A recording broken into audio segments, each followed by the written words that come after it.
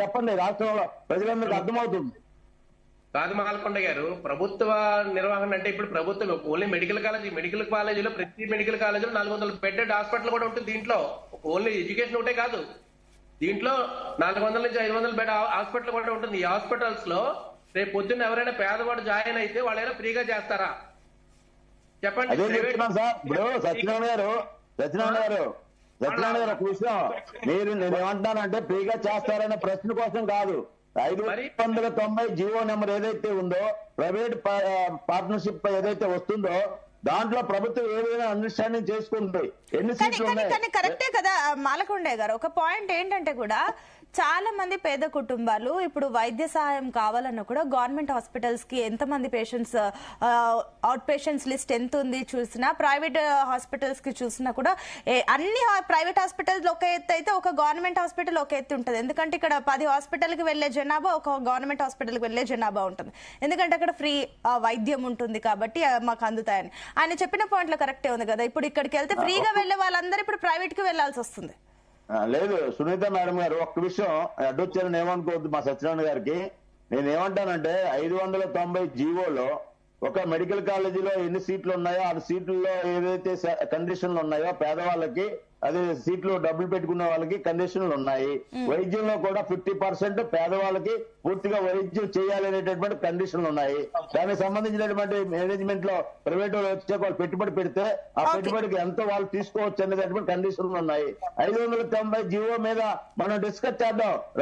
జగన్మోహన్ రెడ్డి గారు, మీరు ఎమ్మెల్యేలు శాసనసభకు రండి. శాసనసభకు వస్తే ఆడు 1 to 1 మాట్లాడుకోవచ్చు, ప్రజలకు నిజాలు తెలుస్తాయి. ఎస్ మాలకొండ గారు, ఒక్క నిమిషం అండి, నేను మళ్ళీ వస్తాను. ఎస్ విశ్వేశ్వర రెడ్డి గారు, సో ఇక్కడ మీ పాయింట్ ఏంటి, మీరేం చెప్తారు? గవర్నమెంటే భరించగల స్థితిలో ఉండి గవర్నమెంటే ప్రైవేట్ మెడికల్ కాలేజెస్ స్టార్ట్ చేసి వాళ్ళే హాస్పిటల్స్ కూడా రన్ చేస్తే చాలా సంతోషం. కానీ గవర్నమెంట్ రన్ చేయలేని పరిస్థితి ఉండి కాలేజీలు మొత్తం పోయే కంటే ఎవడో కూడా రన్ చేసి మన రాష్ట్రానికి 17 కాలేజీలు రావడం అనేది మనకి కావాలి. అంటే కూటమి ప్రభుత్వం తీసుకున్న ఈ నిర్ణయాన్ని కాంగ్రెస్ స్వాగతిస్తుందా? తప్పదమ్మా, ఎందుకంటే కాలేజీలు పోకూడదు. ఈవేళ చంద్రబాబు నాయుడు గారు నిజంగా రన్ చేయలేం, మాకు వద్దు 12 కాలేజీలు అంటే ఏంటి మన పరిస్థితి? కాలేజీలు అనేవి కావాలి మనకి. 17 మెడికల్ కాలేజీలు ఆంధ్రప్రదేశ్ రావాలి, అవి రన్ అవ్వాలి. కానీ సబ్జెక్టు కండిషన్ అని చెప్పి దాంట్లో పేదలకి కూడా ఉచితంగా వైద్యం చేసేలాగా 50%, అలాగే సీట్లు కూడా పేద విద్యార్థులకి ఉచితంగా ఇచ్చే విధానం కూడా అన్ని 590 జీవోలు ఉన్నాయని చెప్తున్నారు. జీవో అయితే నేను పూర్తిగా స్టడీ చేయలేదు. కాబట్టి పేదలకి కనీసం 50% పూర్తి న్యాయం జరుగుతుందంటే కాంగ్రెస్ పార్టీ స్వాగతిస్తుంది గ్యారంటీగా. అంతేగాని ఇది కంప్లీట్ ప్రైవేటైజేషన్ గా ఇచ్చేస్తే మాత్రం వ్యతిరేకిస్తాం. ఎందుకంటే ఇందులో అంటే మొన్నటి వరకు ఉచితంగా వైద్యం అందిన వాళ్ళకి ఇప్పుడు 50% మీరు స్వాగతిస్తున్నప్పటికీ ఇప్పుడు 50% గవర్నమెంట్ చూసుకుంటుంది, ఇంకా 50% ప్రైవేట్ సంస్థలు ఏవైతే వస్తాయో పార్ట్నర్షిప్ లో అవి ఆ రేట్ ని డిసైడ్ చేస్తాయి ఆ ఫీజుకి సంబంధించి. సో ఈ 50% అయితే వచ్చే వాళ్ళు కట్టాల్సిందే కదా. 100%. ఏం చెప్తారు విశ్వేశ్వర రెడ్డి గారు? అవునమ్మా, కట్టాలి. కాలేజీలు మొత్తం చంద్రబాబు నాయుడు గారు మా వల్ల కాదు, మేము స్టార్ట్ చేయలేం, మేము ఆల్రెడీ 5 కాలేజెస్ పెట్టాం కాబట్టి ఆడితో సరిపెట్టేసుకుంటాం, 12 కాలేజీలు వద్దని చంద్రబాబు నాయుడు గారు చెప్పేశారు అనుకోమ్మా. అప్పుడు మన రాష్ట్ర పరిస్థితి ఏంటి? మన 12 కాలేజీలు పోతాయి కదా. ముందు మనకు 17 కాలేజీలు కావాలి ఫస్ట్. తర్వాత రూల్స్ జగన్ గారు జైలుకి పంపుతాడా లేదా రూల్స్ చేంజ్ చేస్తాడా అన్ని తర్వాత జరుగుతాయి. నెక్స్ట్ ఫస్ట్ ముందు 17 కాలేజీలు రానివ్వండమ్మా. మన స్టేట్ కి 17 కాలేజీలు మన స్టేట్ కి వస్తే అది చిన్న విషయమే కాదు, చాలా గొప్ప విషయం అది. అందు గురించి ఫస్ట్ కాలేజీలు రానివ్వండి. చంద్రబాబు నాయుడు గారు ఆర్థిక పరిస్థితి బాగలేదు, నేను ఆల్రెడీ 5 కాలేజెస్ పెట్టారు, అవి గవర్నమెంట్ రన్ చేస్తాం, మిగతా 12 కాలేజీలు మాకు వద్దు అని ఫస్ట్ లో చెప్పాడు ఆయన. కానీ పీపీపీ విధానం అని చెప్పి సెంట్రల్ గవర్నమెంట్ వారు ఎప్పుడైతే పాలసీ తీసుకున్నారో అలాగే పీపీపీ విధానంలో మేము రన్ చేస్తామని చెప్పి ఆయన యాక్సెప్ట్ చేసి పీపీపీ విధానం పెట్టడం జరిగింది. ఏదో రూపాయన మనకి 17 కాలేజీలు వస్తే అంతకంటే ఆనందం ఏముంటుందమ్మా. రూల్స్ అన్ని తర్వాత మార్చుకోవచ్చు, ముందు కాలేజీలు రానున్నాం, దీన్ని పాటు చేసుకోవటం. ఎస్ సత్యనారాయణ గారు, so even Congress, AP Congress కూడా ఏదైతే కూటమి ప్రభుత్వం తీసుకున్న నిర్ణయాన్ని స్వాగతిస్తుంది, ఏం చెప్తారు? అండ్ ఇంకొకటి, మీరు 17 కాలేజీలు, మెడికల్ కాలేజీలు తీసుకొచ్చారు, అందులో మీరెంత ఫుల్ ప్లెజ్డ్ గా కంప్లీట్ చేశారు? అవి ఇప్పుడు ఎంత మేర వర్కౌట్ అవుతున్నాయి? ఇప్పుడు మీరు తీసుకొచ్చిన ఆ 17లో 7 మాత్రమే ఫుల్ఫిల్ గా మీరు కన్స్ట్రక్షన్ చేస్తారు. ఆర్టీకి సంబంధించి మెయింటెనెన్స్ చేయాలన్నా ఇప్పుడు ఈ పీపీపీ వల్లనే ఎంతో కొంత సాధ్యం అవుతుంది అనే అభిప్రాయాలు ఉన్నాయి కాబట్టి ఏం చెప్తారు? అమ్మ, మెడికల్ కాలేజీలు అనేది చాలా ఇంపార్టెంట్ ప్రజలకి, ఆంధ్రప్రదేశ్ ప్రజలకి. అటువంటి మంచి మెడికల్ కాలేజీలు తీసుకొచ్చిన జగన్మోహన్ రెడ్డి గారు చేసే ఈ కార్యక్రమాన్ని పీపీ విధానం చేయడం చాలా తప్పమ్మా. ఎందుకంటే ఒక గవర్నమెంట్ ల్యాండ్, గవర్నమెంట్ ఫండ్స్ ఇచ్చి మళ్ళీ ఇంకొక విచిత్రం ఏంటంటే వీళ్ళు ప్రతి నెల వాళ్ళకి జీతాలు ప్రభుత్వం ఇస్తుందట. ప్రైవేట్ వాళ్ళు చేసేది ఏంటి? ఇంకా ఇప్పుడు కోట్లాది రూపాయలు, ఇప్పుడు లక్షలాది కోట్లాది రూపాయలు వేళ గవర్నమెంట్ వచ్చిన 18 నెలల కాలంలోనే 2,70,000 కోట్ల రూపాయలు సుమారుగా వీళ్ళు అప్పు చేశారే. దాంట్లో ఒక 10,000 కోట్ల రూపాయలు ప్రజల కోసం పెట్టారు వీళ్ళు.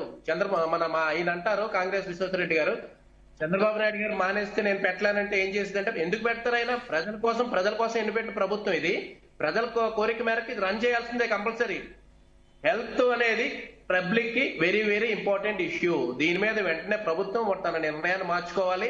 దీన్ని ప్రభుత్వమే మెయింటైన్ చేయాలి, ప్రభుత్వమే నిర్మాణం చేయాలి. ప్రజలందరికీ 17 మెడికల్ కాలేజీలు కూడా వెంటనే ప్రభుత్వమే నిర్మాణం చేయాలి. పీపీపీ విధానాన్ని వెంటనే రద్దు చేయాలని మీరెందుకు పూర్తి చేయలేకపోయారు ఈ 17 మెడికల్ కాలేజీలు?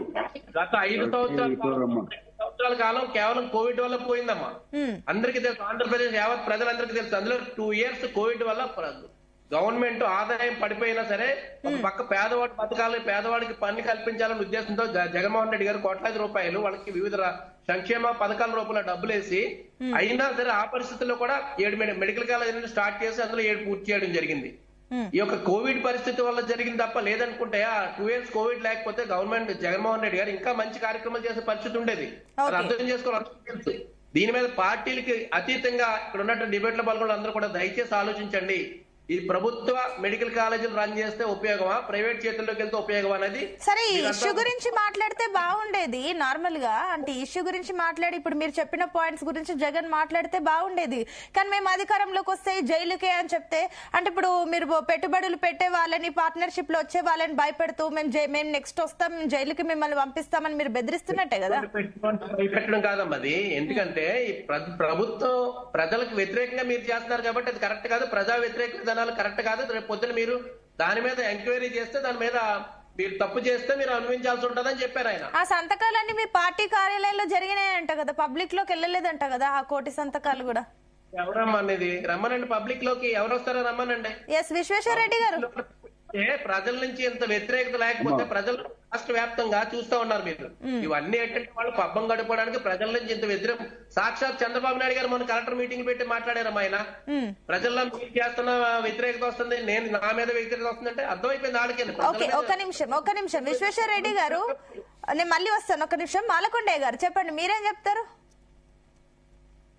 మా సత్యనారాయణ గారు చెప్తున్నటువంటి విషయాలన్నీ కూడా ఒక పక్క వారు మనసులో వాస్తవాలు దృష్టిలో పెట్టుకొని పార్టీ బ్యానర్ మీద జగన్మోహన్ రెడ్డి గారిని ఆ మాత్రం మాట్లాడకపోతే వారికి పార్టీలో ఇబ్బంది వస్తుంది కాబట్టి మాట్లాడుతున్నారేమో. కానీ జగన్మోహన్ రెడ్డి గారు చెప్పినట్టుగా స్థలం ఆంధ్రప్రదేశ్ ప్రభుత్వం ఇచ్చినప్పటికీ అక్కడ నిర్మాణం ఆంధ్రప్రదేశ్ ప్రభుత్వం చేస్తుంది, డాక్టర్లు ప్రభుత్వం వేస్తారు, జీతాలు ప్రభుత్వం వేస్తారు అని చెప్పి పచ్చి అబద్దాలు మాట్లాడడం అని ఆపాలమ్మా. ఎందుకంటే 590 జీవో నెంబర్ మన ఎదురుగుండా మనకు ఒక కాపీ ఇచ్చేసింది ప్రభుత్వం.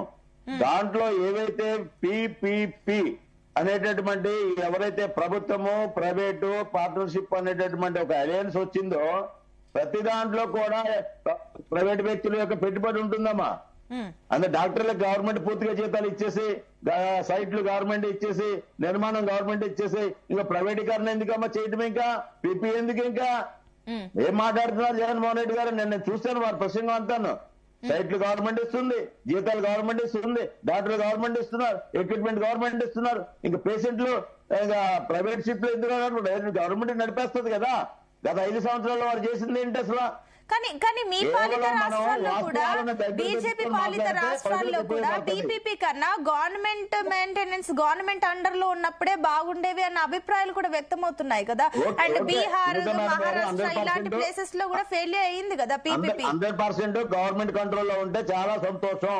కానీ ఆంధ్రప్రదేశ్ లో 2014 ముందు వైద్య సదుపాయాలు పర్సెంటేజ్ ఎంత ఉంది, ఇవాళ 25లో వైద్య సదుపాయాల పర్సెంటేజ్ ఎంత పెరిగింది, మనకున్న బడ్జెట్ ఎంత, దాని వేగవంతంగా అందుకునే విధంగా మనకు ఉండేటటువంటి పరిస్థితులు చూస్తే వేగవంతంగా అభివృద్ధి చెందాలి అంటే కొంతమంది పెట్టుబడిదారులు ప్రోత్సహిస్తున్నాము. ఇవాళ కేంద్రంలో కానీ రాష్ట్రంలో కానీ విదేశాల నుంచి వచ్చి పరిశ్రమలు పెడతానంటే 1000 ఎకరాల సైట్లు ఇస్తున్నాం, 1000 ఎకరాలు స్థలాలు కేటాయిస్తున్నాం, సదుపాయాలు ఇస్తున్నాం, కరెంట్ ఇస్తున్నాం. ఎందుకు ఇస్తున్నాం అండి? వాళ్ళు వచ్చి పరిశ్రమలు పెడితే మనం ఇచ్చే సౌకర్యాల ఆధారంగా యువతకు ఉద్యోగాలు వస్తాయి, ఆంధ్రప్రదేశ్ అభివృద్ధి అవుతుంది, ఆర్థికంగా డెవలప్ అవుతుంది. అటువంటి విషయాలను ప్రోత్సహించకుండా కేవలం రాజకీయాలు చేయాలని ప్రయత్నం ద్వారా ఆంధ్రప్రదేశ్ అభివృద్ధిని అడ్డుకునేటటువంటి జగన్మోహన్ రెడ్డి గారికి ఇక్కడ ఉండేటటువంటి పెద్దలందరూ కూడా పార్టీలకు అతీతంగా సత్యనారాయణ గారు చెప్పారు, మనం ఆ పార్టీలకు అతీతంగా జీవో మీద డిస్కస్ చేద్దాం.